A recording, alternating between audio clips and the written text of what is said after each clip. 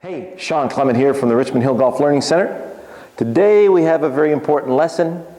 It's to drive the point home that hitting the golf ball is not your job, okay? So we're going to be repeating a few things from a few different videos all in one to really help you drive the point home that, you know, hitting the ball is really second nature. You really don't have to look at it. You don't have to think about it.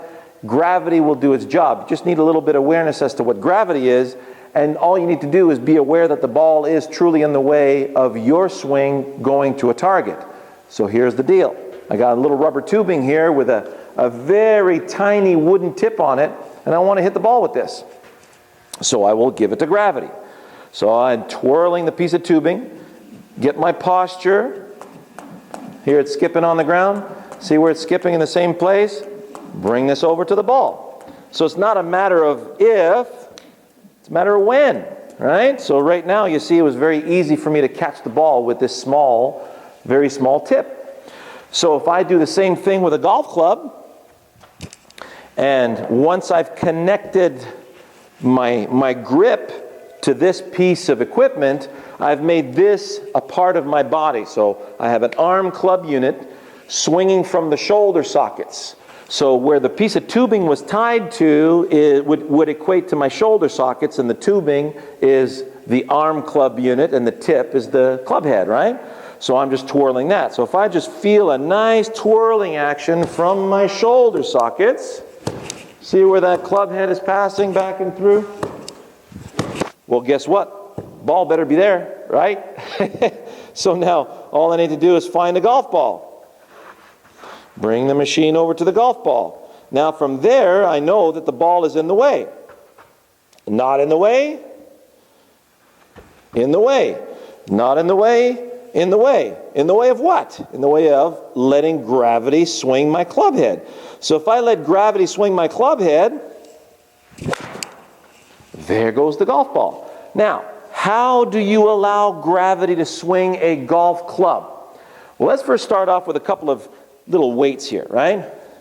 I got a couple of 2 to 3 pound weights. This thing is 3 pounds, there we go. So I'm gonna bend forward, let the weights hang from my shoulders. You can see right there how these weights are hanging freely from my shoulders.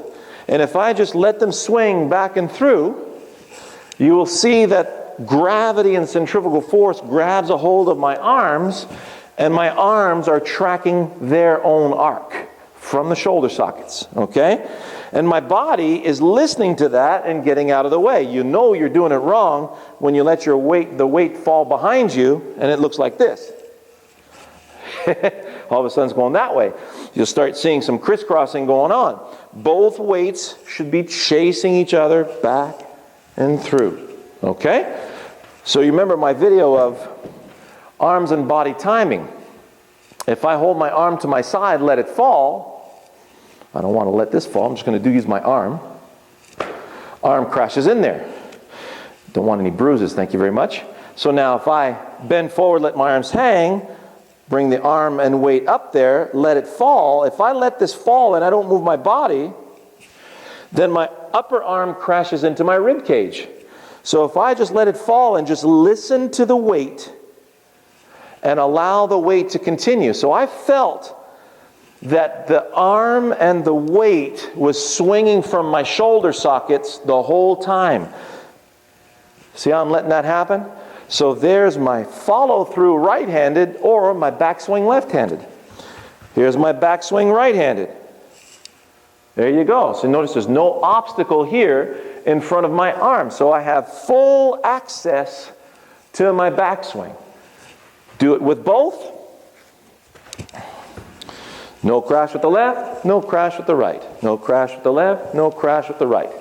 When we get to the golf club, you go, yeah, that's nice and fine and dandy, but when I get here, the right arm now has to fold. So the right arm folds and it rotates the forearms, and then it hinges my wrists. So now if I let the arm club unit fall, well, notice how the club head's being pulled this way. If I let my arms fall, that would not be it, would it? Time and time again, I see my students doing this. They feel the need to manipulate and place the golf club. Not your job. That's the union's job. The gravity union. So I let my arms fall. The arm club unit falls.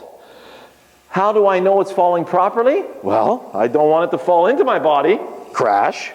See now how my upper arm is crashing up against my rib cage? Let it fall, no crash. No crash, no crash, no crash. So you see how my hands get all the way past the ball. Now gravity is really pulling down on that club head. Boom. So you see where it finally releases itself? Out there. So let it fall, no crash. See where the club releases itself? And then you'll feel how the club head will pass the hands right about that point right there. So I'm actually collecting the ball here, releasing the ball there. Maximum point of extension of the right arm is out there. Maximum point of unhinging is out there, not down there. That's not your target. Target's over there, okay? So, backswing, no crash with the left. Let it fall. No crash with the right, no crash with the right, no crash with the right.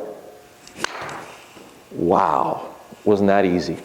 Notice how crisp, beautiful contact, dead straight, didn't have to worry about the ball at all. I'm just being aware of the weight of the arms falling, and I'm allowing the momentum to continue.